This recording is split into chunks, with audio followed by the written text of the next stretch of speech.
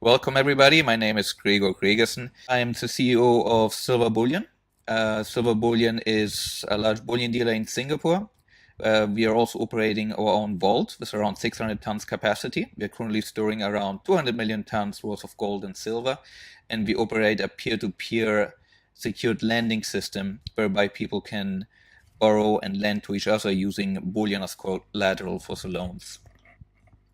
This presentation is going to be primarily on systemic risk and how gold, physical bullion, can be used to protect yourself against systemic risk. So to start on off, I'll tell you a little bit about myself, for those who don't know me. My background is software engineering as well as finance. In 2008, I was working as a senior data architect for Germany's second largest bank, that being Commerzbank. And I happened to be in Frankfurt when Lehman Brothers ended up going bankrupt. And when that happened, the financial system almost came to a standstill. I was literally in the trading room, and I had a first-hand view of how fragile the system really is. Because once banks stop trusting each other, then the existing system pretty much collapses. And at that time, a lot of people ended up going and buying physical precious metals. And by the time I realized that might be a good idea, it was almost impossible to find any. I ended up going to a bullion dealer in Frankfurt and told me, oh, we're only buying bullion, we are not selling any. I thought that was a weird bullion dealer. I went to a different one, and the same thing happened. And then I ended up going to 13 different banks and bullion dealers until I finally ended up getting a 1 kg silver bar from the gift shop of the European Central Bank. Strange enough, the person I talked with told me to come back in 3 days later. I came back, and indeed I ended up with my 1 kg Herrero silver bar. I ended up paying 19% tax in Germany at the time on silver. But it pretty much taught me an important lesson, which was when trust is being eroded in the financial system, then the availability of physical bullion will be almost nothing. And even though prices of silver and gold were actually falling during that time, these were paper prices. Availability of physical bullion was extremely hard to get. And on eBay, you had to pay $35 for an American Eagle silver coin, when on future exchanges, silver was being traded around $9 to $10. So knowing that the underlying causes of the financial crisis of 2008 have not gone away and have gotten worse, I expect there to be a much worse crisis in the future. And when that happens, it makes a lot of sense to have a little bit of gold and silver stashed away as a kind of insurance against systemic risk. And hereby I will start with the presentation. So, the next crisis. Oftentimes people hear these terms, billions, trillions, and it is really quite hard to actually imagine what $1 trillion is. So we commissioned some graphic designers to actually help us illustrate what it is. And in this screen, you actually see a $100 bill, and if you take 100 of these $100 bills, you end up with $10,000. If you take 100 of these stacks of 10,000, you end up with 1 million. And if you take 100 of these 1 million stacks, you end up with a nice pallet of about $100 million. Or you can build a little couch and sit on it as well. Now, keep in mind the size of this pallet. If I'm putting this and compare it to the size of the debt of the United States, for example, or other countries, then you can see how tiny this pallet really is. Please notice the red arrow, and you'll see the $100 million. Next to it, the little line that is actually a person. You'll see the Statue of Liberty for reference, and each one of these columns of money is basically $1 trillion. That's how much it is. What is more astounding than that, however, is the amount of new debt that has been created. Now, this graphic is a little bit dated. It goes back to late 2015, 2016. But you can see that from 2008 onwards, the United States alone increased its debt by 8.5 trillion.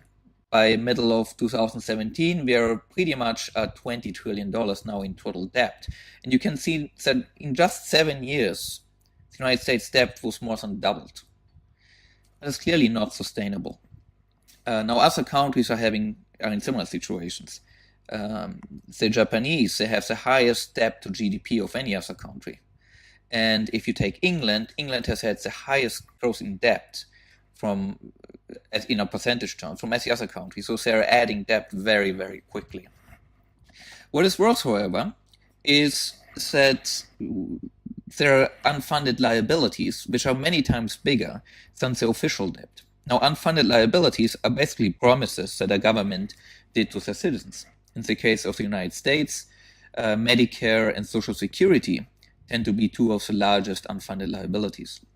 And this chart will show you, and this, by the way, is coming from the government itself, how they expect payments from these programs to be. And what we're basically seeing is that the government is going to have to chip in order to pay for Medicare and for Social Security.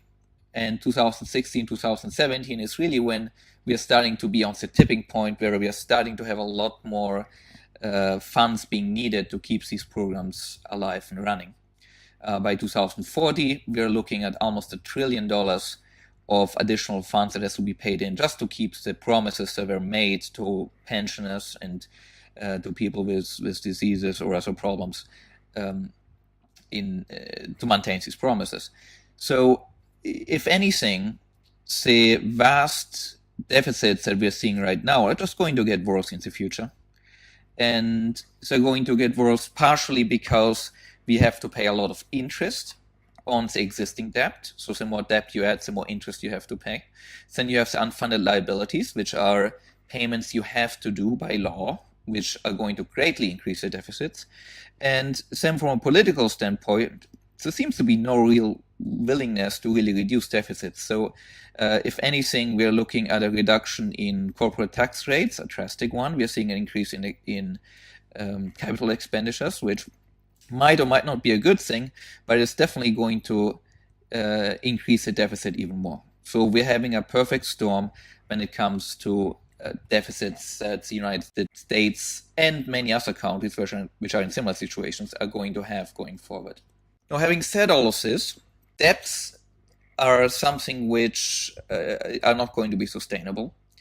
But when we are talking about the banking system, banks are in a similar situation in the sense that they have a lot of bad debts and from mortgage loans, but I'll get to that later. What I want to show with this other graphics that you see here is the amount of interconnectivity between the different banks. And the reason that matters is when Bank A is going to make an investment or is going to plan how they're going to adjust their risks, they normally end up creating derivatives, which are basically bets with other banks. And as a side note, I used to work on the structured product desk of a large bank, building derivatives, working with quants. So I'm somewhat familiar with derivatives. And the problems that we are seeing is that when a bank manages its risk, it's basically taking derivatives from different banks and adjusting them together. And as Jim Richards was pointing out in his books, they kind of tend to assume that all of these other banks they're working with are always going to be there. They assume that there's no chance that these banks will default, because if these banks were to default, their risk profile will be completely different. And because they're so leveraged and because they're so interconnected, when one bank goes bankrupt and can no longer pay another bank, the second bank might go bankrupt, which in turn might cause other banks to go bankrupt. And you're essentially going to have a house of cards where once you start removing a few of the bottom cards, the whole thing is going to collapse. That is basically why large banks are too big to fail. If they fail, many other banks are likely to fail, and the whole system is going to implode. That's the moral dilemma we are facing nowadays. So as this financial interdependence is higher than ever, we are basically looking at a very unstable system. It is unstable because governmental debts are becoming much bigger. Banks are more and more interconnected. Banks have more and more bad debts, and I'll give you a personal example here, and they're highly interconnected. So this is a recipe which is not a recipe for stability. It is a recipe for disaster at some point. Now, I like to illustrate a personal example. I lived for 10 years in Italy, and my parents had a vacation rental in Italy, actually 2 vacation rentals. We had around 40 apartments, and by 2006, my parents were about to retire and wanted to sell these apartments. It was a very good timing because, as you know, by 2007, 2008, we ended up in the subprime crisis, and valuations of homes crashed in Italy, just like in the United States. So in 2006, and I give you an example here, we managed to sell one of our villas with about 20 apartments, and for 2.7 million euros. 2 million of these were mortgaged by the buyer. By 2010, the buyer defaulted and could no longer pay his mortgage. He ended up declaring bankruptcy, actually, and the property ended up going back to the banks.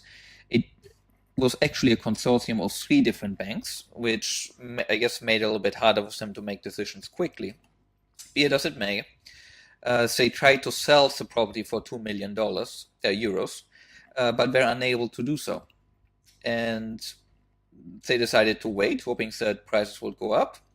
By 2012, that didn't look likely, so they did a public auction for 1.6 million euro, but nobody bought it. 2014, they tried again for 1 million euro, nobody bought it. By 2015, we tried for 800,000 euros, nobody bought it. By 2016, they went as low as 500,000 euros, and my dad actually ended up buying it back. But the problem here, if you look at this from the point of view of a bank, this is terrible, because the bank did not receive any interest since 2010, and they lost 1.5 million euros on the 2 million euro loans they gave. Now, a bank can only have a certain number of loans going bad before the bank itself is about ready to default. And this happened not just with one of our villas, it happened with both our villas. The other villa was also sold around 2.5 million euros, in this case to some Irish investors, and they also defaulted, and there was a similar story. So throughout Italy, and there are similar cases in Spain and other countries, there's a whole lot of bad debts in the system. And as the economist was pointing out, the next big crisis might actually be coming from Italian banks, because many of them, if they were to adjust their loans to actually market valuation, many of these banks will actually be bankrupt already. You might have heard Monte dei Paschi di Siena on the news. That's one of the larger banks, which is well known. It's actually one of the oldest, if not the oldest banks in the world, which is probably going to have to bail out one way or another. There were 4 smaller banks in Italy which have gone bankrupt. It has not really made the international news, but it was quite a painful experience for many of the depositors there. A number of older people actually committed suicide, having lost most of their life savings. And as you might know, banks are supposed to be insured. And indeed, when you deposit something in a savings account, it is insured, but a savings account pays no interest. So many of these folks actually took the money and put it in certificate of deposits, which is still money being lent to the bank. It was paying a little bit more, maybe 1%, but it would no longer be insured by the government or in the United States under FDIC, so these people lost everything. So banks are not really quite as safe as they seem, and when one bank fails, many other banks are basically on the hook. Governments themselves, which bailed out the banks in 2008, are not really doing well at all from a fiscal point of view. So they might not be bailing out banks again in the future. And that's pretty much what this slide is all about. Debt, leverage, and interdependence between banks is higher than ever. And we are still having a lot of legacy debt and a lot of problems from 2008, which have not been solved. At the same time, from a monetary point of view, since 2008, our interest rates have been close to 0. So whenever an economy goes into a recession or the financial problems, central banks like to lower the interest rates, but you can really go much lower than zero, even though Europe is trying to do so by having negative interest rates. But the point being, there's really no powder left to spur the economy when things go bad. And on top of that, because of public opinion of banks not being very good, and because of governments already having so much debt, if another set of bailouts is going to be needed, governments are unlikely to be doing that. So what that means for us? It means that the next time there's going to be a major financial crisis, we're probably not going to be looking at bailouts to keep the system going, but we're going to be looking at bail-ins. Now, a bail-in is what happened in Cyprus in 2013. In 2015, we also saw some of that happening in Greece. And the basic idea is that instead of the government coming in and bailing out the bank, it's going to be the people who had deposits with the bank which are going to have to bail out the bank. So if you put your money in bank A, then you might expect maybe 30, 40, 50% of your money to be gone to make up for the losses that bank might have done. How do you protect yourself against all of this? Well, what a lot of people don't really seem to pay a lot of attention to is credit versus ownership. You often hear people, assuming that the money that they have in a bank is theirs. Well, it is not. As soon as you put money into a bank, that bank ceases to be yours. It is going on the balance sheet of the bank. The bank can do anything it wants with that cash, and it is now owing you those funds. So you have become a creditor. You are a creditor for just about any financial instrument that is out there. It can be a bank deposit, it can be money funds, mutual funds, bonds, ETFs, indexes, futures, all of these things have you as a creditor and somebody else, a counterparty, who has to perform and be able to do what they say they're going to be doing in order for your assets to have value. So if you put your money into banks, they tell you we're going to pay you 0.5% and your money is going to be safe, then you better hope that bank is not going to go belly up, because otherwise you might not be getting anything. That's you being a creditor. Now, it is possible for you to be an actual owner of a property. To be an owner, it has to be something that is tangible. It has to be defined very specifically. For example, physical bullion. If you buy some gold or you buy some silver and you put it under your bed, that is your property. Nobody else is going to take it from you, and it's going to be stolen, but that's a different matter. Real estate is the same thing. If you buy a home and it's in your title, it's in your name, then you really don't have to worry so much about the bank who gave you a mortgage, because they already gave you some money. Of course, there are other problems with real estate when you have a financial crisis, because if banks don't lend new money, real estate is very much a function of financing. So your value in your home will go down, most likely. But you will be able to maintain that home. So you're not really exposed to the financial system as much.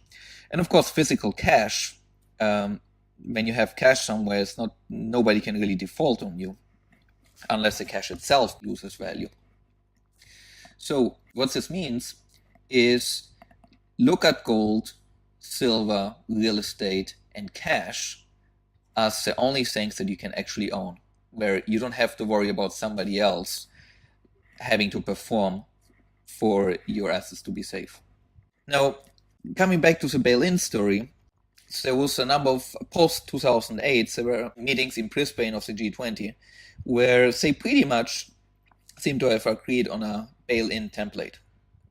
It is very clear to people in the industry that at some point we're going to have another crisis, and if the shit hits the proverbial fan, then there's going to have to be a system to keep the system from collapsing, and that means bail-in. And the Financial Stability Board in particular made a pretty clear statement saying that bank losses should be absorbed by unsecured and uninsured creditors. Essentially, that means customers of financial institutions or creditors. There's an example of 2013 with Cyprus, as mentioned before. Anybody who had more than 100,000 euros in their account lost 48% of that. Now, there was a lot of Russian money in Cyprus at the time, but just about anybody who had more money than 100,000 lost 48%. And that was a bit of a test for things to come. Now, interestingly enough, Cyprus actually decided that if you lost more than 3 million euros, then you're actually going to get a free citizenship. Not sure how desirable that is, but that's what they did. It was an interesting factoid. And that goes me back to gold and silver, because in a crisis, just like in 2008, you might see the value of gold and silver fall at first, but at some point when the crisis gets worse, the demand for physical bullion will surge, and you're going to have a repricing, which will take into account the limited amount of gold and silver that there is. So people who own physical are probably going to make quite a killing. But a lot of people think they own precious metals when they don't really own precious metals. And what I'm trying to illustrate here, roughly, is how can you own precious metals? Well, you can own precious metals if you buy them and you put it in your own, under your bed, in your own safe, and so on. You have it with you. Then you can touch it, you can feel it. It's yours. It's the same story for a safe deposit box. A safe deposit box is defined as a box to which only you have access to. So you can put your bullion in there and nobody can take it out, unless we get into a nationalization or similar sort of issues. But it's pretty much owned by yourself, and you have the only one having access to it. You're not a creditor. The other way to store is what we call segregated ownership. That is the way we store at Silver Bullion. And what it basically means is that when you buy bullion from us, then that bullion first has to arrive in our facility. We have about 200,000 ounces of silver and 1,200 ounces of gold, which we use as buffer inventory. And that bullion then goes into tamper-evident bag with a unique ID, or it is directly identified by the serial number of the bar. And you are then buying that serial number with an invoice. So you're buying bullion just like you're buying ice cream or groceries in the local store, because an invoice documents transfer of ownership from one party to another one. So that's very important. You cannot really be an owner of something unless you have a document transferring that ownership. And with exception of real estate, where you have deeds and so on, that's pretty much documented by an invoice. Now, if you want to protect yourself against a major crisis and be outside the financial system, you definitely want to have segregated ownership or keep the gold close to yourself. On the other hand, you might have heard of so-called fully allocated systems. And oftentimes people think fully allocated systems means that the customer owns the bullion. That's not the case. The bullion is being owned by the dealer, and the dealer just promises that they will order enough bullion to cover their liabilities, to cover the bullion that their customers have ordered. Now, when you run a fully allocated system, that does not mean all of that bullion has to be sitting there for the customer. And oftentimes in these systems, the dealers actually can use that bullion as inventory, or they use it to lend the money out to earn some additional income. And because in this industry, people are very price sensitive, they like to always compare the price of storage.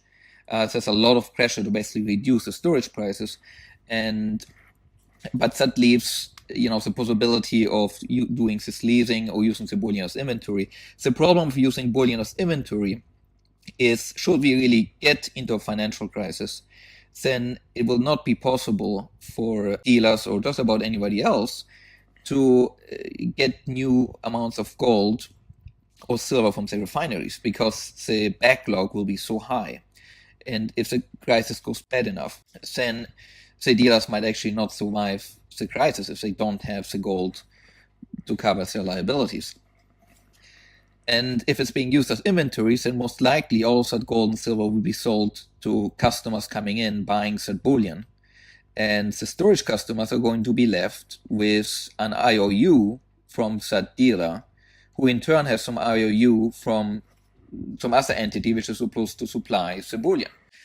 But that's not the position you want to be in when something like this happens. So I always tell people, if you are serious about protecting yourself from systemic risk, you need to go with segregated ownership, or just put that gold under your pillow, proverbially speaking. Then you have unallocated systems, which are basically like allocated. It's just that the dealer does not need to keep enough gold to cover their liabilities. So it's less attractive than allocated system. And ultimately, what a lot of people really have is paper gold, which means there's no gold whatsoever that can be taken delivery of, and you really only have price exposure. Now, there's nothing wrong necessarily with having just price exposure if that's what you want. If you're buying gold today and you're thinking to sell it next week, by all means, don't go with physical because it's cheaper to just go with paper gold or silver. But if you're buying gold and silver as a way of insuring yourself against a financial crisis or to protect your nest egg for the long term, then you definitely would want to go with segregated ownership or using a safe deposit box. So this slide is about gold itself and why should you be owning gold at all. And there's a saying, big lies, small lies, and statistics. So you can always come up with some assets doing extremely well if you just time it right. And instead of taking a certain periods, I just use the last 104 years to give you an example of what gold did over that period compared to the US dollar. And it's hard to argue that 104 years is not a long time period. It'll give you a good average of what the metal does. So if we go back to 1913, and I chose 1913 because that was the date the Federal Reserve started, and with the mandate to actually protect the value of the US dollar. Now, since 1913, the US dollar itself lost around 96% of its purchasing power. That's according to official inflation numbers. In reality, these numbers are probably higher, meaning that the US dollar probably lost more than that. If you take the gold, on the other hand, in 1913, 1 ounce of gold was $18.92. If you forward to middle of 2017, gold is around 1,250 US dollars. So if you subtract the loss of purchasing power from the appreciation, nominal appreciation of the gold, you will still have made a 265% real gain in real purchasing power if you would have bought that gold coin.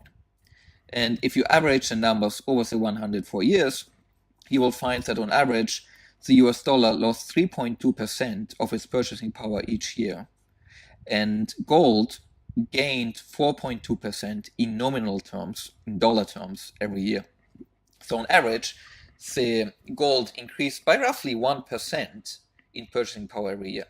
So not only is gold a great insurance in case of a financial crisis, but it also appreciates reliably over time, both in nominal terms and in real terms.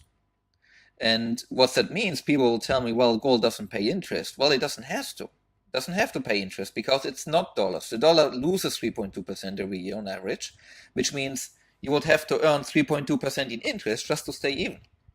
Now, gold, on average, appreciates 4.2% in nominal terms and 1% in real terms. It basically means that gold, on average, pays an interest of 4.2%. Now, it doesn't pay it as interest in cash, but it appreciates that much on average. Why does it appreciate like that? Well, let me just give you an example of the monetary base over the last 30 years or so. And this is taken from the Federal Reserve itself, and you can see that by 2008, when the financial crisis happened, the monetary base grew by 450%. So we increased the amount of money in circulation by 450%, the base money. The gold supply increased by only 13%. So it is only natural that when you increase currency by so much, at some point, the price of gold is going to have to increase. And I would argue that since we increased the monetary base so much, at some point in the future, we will see gold as well as silver go up much more than it did in the last few years. And being German myself, of course, I was quite interested of what happened in 1918 to 1923 when we had hyperinflation in Germany. Now, one thing to understand about hyperinflation is it's not really so much about how much money was printed, but it's really about how much confidence people have in the currency itself. In other words, Germany lost the war, the First World War in 1918, and they printed a lot of money in order to finance that war. And after the war, things, most people were shocked, there was not a whole lot of goods, but people believed in the money, the paper money. So they saved the paper money, believing that you need to have savings because tomorrow might be a rainy day again. But that changed. By 2019, people saw that prices were going higher and higher, and the savings were becoming worth less and less. There was a spike in 1920 or so, then it kind of reduced a little bit, but then inflation ended up getting higher and higher and higher. And what happened is that people said, oh, gee, my money is becoming worth less and less. Why don't I go and I buy my groceries today instead of next week? Because maybe next week prices are higher. And as people started doing that, the shop owners started saying, well, these people are all buying now. I better raise my prices earlier so that I can get more of that cash because it seems to be worth less and less. And as that took hold, it basically ended up becoming an absurd sort of cycle, whereby by 1923, it took 1 trillion marks, paper marks, to buy a beer. Whereas before you could have done that with one paper mark. And that just illustrates how basically your currency became worthless. There were people who paid their whole life into life insurances, and the life insurance in which they paid for 30, 40 years wasn't even enough to buy a coffee. So obviously it destroyed lives everywhere. And it was one of the reasons which allowed Adolf Hitler to later go into power and start World War II, because when people lose their life savings, they feel wronged, obviously, and are angry. And so in that environment, Hitler came to power. But the key I'm wanting to say with this slide is that a financial system, everything might be fine, and just because things are okay doesn't mean that the system is out of balance. The system is that we have right now is greatly out of balance, as you can see by the amount of fiscal debt that governments have, the amount of debt in the financial system, the amount of interdependence that we have, and so on and so on. And just because everything is as normal doesn't mean that these problems go away. Now, a stable system is a system where whenever something rocks the boat, it can self-adjust. And that's a little bit what the governments tried to do in 2008 with the bailouts. But imagine you sitting. If enough people stop believing in it, then basically it can create it become unstable very, very quickly. The best way of explaining this is imagine people watching a movie in a cinema. So if one person of the audience suddenly stands up and starts running towards the exit, people are not really too concerned. They might think, well, that's a weirdo, he might be running to the toilet. But if 5 people suddenly stand up and run to the exit, people are getting kind of nervous. And if 8 or 9 people start running towards the exit, it's very likely that there's going to be a 10th or 11th person who's starting to run to the exit, not knowing why. But there's so many other people running, it might be safer to go and run with them. It's sort of a herding instinct, which is genetically built into us. Because who knows, maybe there's going to be a bomb in there and these people have seen it, so better get out. And when the 10th and 11th and 12th person is going to run out, then just about everybody else is going to run out, because everybody sitting in that theater is going to have a different threshold when they're going to leave. And I guarantee that if everybody else runs out of the theater, then, you're not going to be standing there by yourself. Most likely you'll be going out too. And what that means, essentially, is that there's a tipping point when a stable system becomes unstable. And when are we going to have that tipping point? Well, who knows? But the example I gave, for example, of the Italian banks and the Italian financial systems, that could be one tipping point. If that is not handled well, it can infect the whole financial system worldwide. And Italy is a pretty big country, so the amount of bad debts in the system are huge. But there can be a myriad of other tipping points. If there's trade wars, that could be one issue. China might be one issue. There's so many things that can happen in the system which could tip the system. And that's what you need to be aware of and protect yourself from. And that gets me to systemic risk in practice.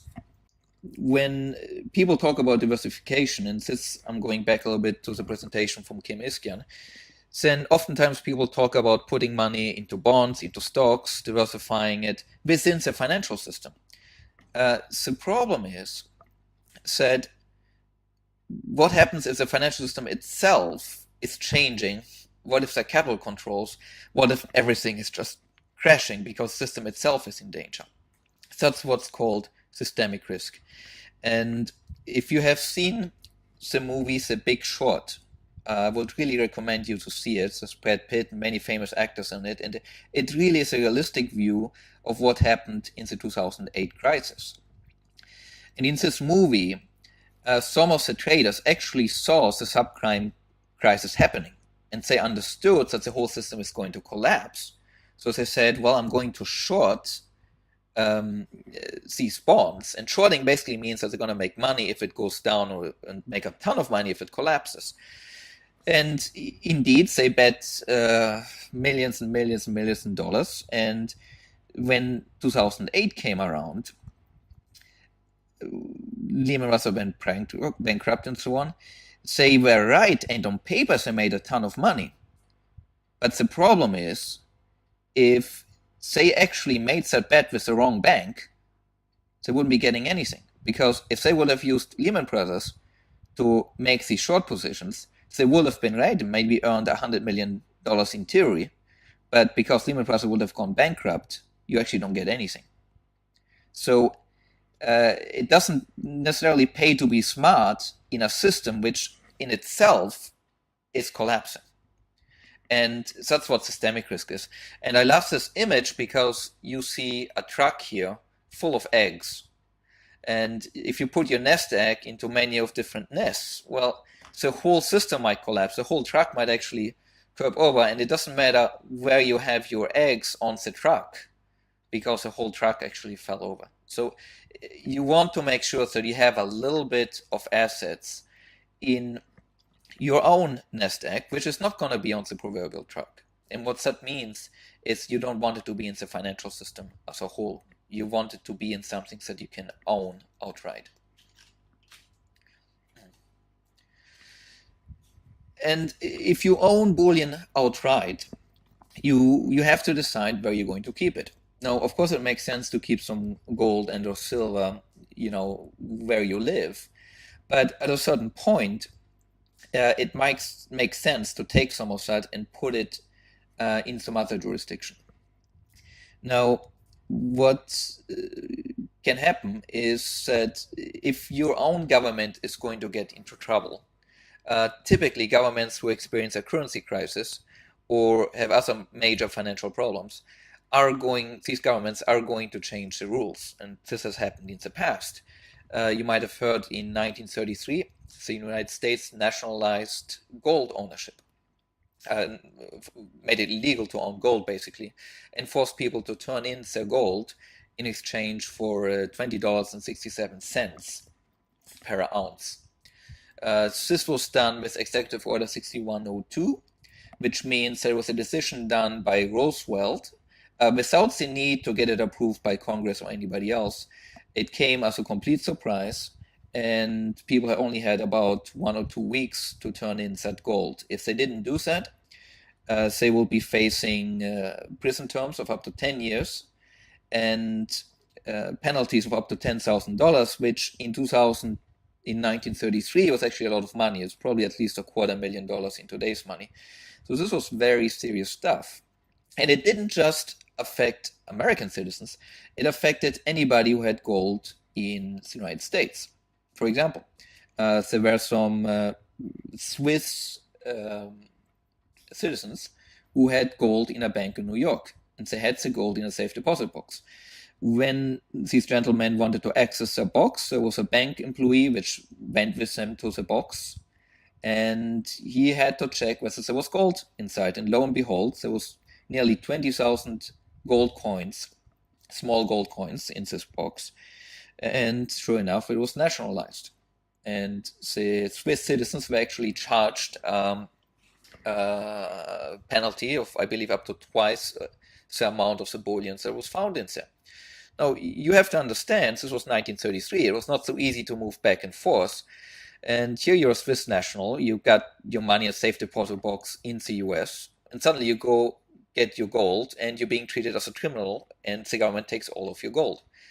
Well, that's what happened. Why did it happen? Well, it happened because Roosevelt wanted to get the United States out of the Great Depression, and one way of doing it was to print more money. So the problem was that when your money is redeemable in gold, and you start printing a lot more money, then people are going to start converting their cash, their US dollars, into gold. And that prevents the government from printing money. So the solution was to just say, well, it's going to be illegal for US citizens to other citizens, anybody in the US really, to own gold. And by doing it, you're going to have to use money which is backed by gold, but it's illegal to own gold. And right after this law was passed, the US dollar was depreciated from $20.67 down to 35 US dollars. So basically your dollars became 60-70% worth less in gold, which means the government could basically print a whole lot more US dollars. Now, the amount of dollars which was printed back then was ridiculously low compared to the amount of dollars that we are printing nowadays for just about any reason. As you know, gold became legal again to own. It was around 78, if I remember correctly, when Nixon basically closed the gold window and said, you know what, we are not backing the US dollar with gold anymore. And that pretty much opened up the door for unlimited printing. It made the US dollars a true fiat currency. And gold really became a sideshow. Now, why would the United States want to nationalize gold again in the future when they don't need the gold to back the currency? Well, it all comes back down to trust. At some point, there might be a currency crisis, because if people no longer trust the US dollar, and I'm not talking about US citizens, say, for example, that China no longer trusts the US dollar and starts dumping US dollars across the board. And if that happens, what if other countries are doing the same thing? Because if you own a currency which is depreciating very quickly, then it might pay to sell that currency early. And that's the proverbial people running out of the cinemas that I did earlier. So if such a scenario were to happen, then suddenly the United States might find themselves with a currency which might not be trusted. That's what happened to Germany back in the 1920s. And if that's the case, then there's quite an argument to be made that a nationalization might be in order again. So that's one of the worries that are out there for people who care to think about these things.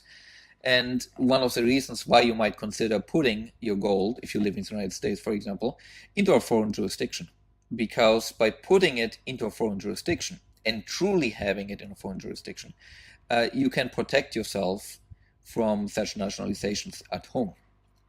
Now, there's been other cases of nationalizations. There was Executive Order 6814, for example, who did a similar thing with silver in the United States. In Australia, they put a law on the book which said seizure of gold, if expedient to do so for the protection of the currency, is legal to do. They basically already put it under a law that it's okay to nationalize gold. And Great Britain itself, during its difficult years between 66 and 79, pretty much made it banned the use of gold because they wanted to make sure people use the pound sterling, as there was a currency crisis during that time. What does that mean in practical terms? Well, I moved to Singapore in 2000 2007, I have now become a citizen here, and we decided to build the vault here in Singapore because we believe Singapore to be the single best jurisdiction worldwide to store gold and silver. I will go into the details of why that is in some other video because it will take a while to explain it. But one of the key things to understand is that regardless where you decide to put your gold or your silver, if you're storing that gold or silver with a company which is exposed back to the United States, then you're really not taking advantage of that jurisdiction. You're really not getting the benefits of storing it in that jurisdiction because that company is going to have to follow law, the US law, regardless where it is. And I give you an example. In the bullion industry nowadays, there are many dealers, there are many websites out there or financial institutions or banks which offer you to buy and store gold. Oftentimes it's fully allocated, unallocated, or paper, or it might be other ways as well. But be it as it may, most of these entities are not really in the gold storage business. They're in the buying and selling and reselling storage business because they tend to outsource the storage to a small number of global vault operators. Now, these companies are names like Brinks, are names like Loomis, and a few others. There are only a small number of these. And they're normally not that well known by the general public because they don't really cater to the general public. They do storage for all these other entities. Now, these are global vault operators, which means that they have a lot of dependence on the United States or are US companies. So you got to ask yourself that what's going to happen if a nationalization in the US really were to happen and you have gold stored with a global vault operator in, say, Singapore. Is that vault operator going to follow US law and nationalize that bullion, even though it's stored in Singapore, or is he not going to do it? Well, this was one of the key questions 4 years ago, which I've been trying to clear and really address, because to me that's one of our major worries. And the answers I got most of the time was, well, it depends on the lawyers. And sometimes I got a very frank and honest answer, which said, look, if the US wants to nationalize, that bullion is going to go back and going to be nationalized. And that was the reason why at Silver Bullion we ended up building our own vaulting facility, because it was the only way to ensure that we only fall under Singapore jurisdiction. So Silver Bullion is a Singaporean company, and the safe house is a Singaporean-based vault fully owned by Silver Bullion. So we don't have any exposure going back to Europe, the US, or any other country. That means that we only have to follow Singaporean law. We don't have to follow any other law. And that's very important. And you see on this slide, it really comes down to the details, because when you are a bullion dealer or even a private individual and you want to store bullion with one of these large international vault operators, you're going to have a contract which is going to have a force majeure clause. And this force majeure clause will have a text like the text shown in this slide in red.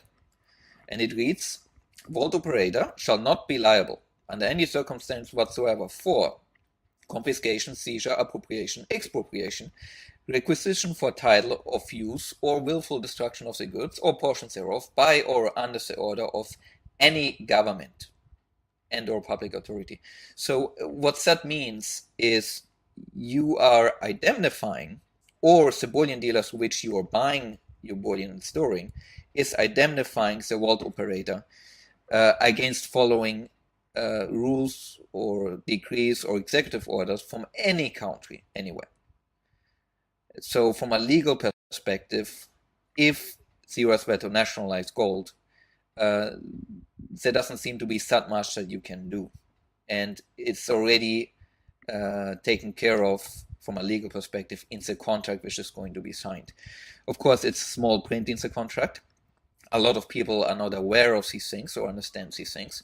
But we've put in a lot of research about this, and I like to bring this to the forefront because I think people should be aware that if they are storing bullion in, say, Singapore or Switzerland or any other jurisdiction, and they're doing so with a company which operates globally, that company is going to be under a lot of pressure by the US or other entities to nationalize that gold if the US were to choose to do that.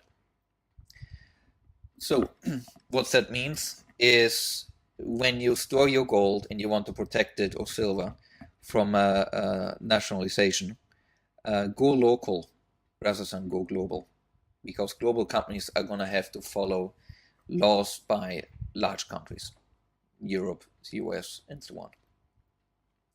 And that brings me towards the end.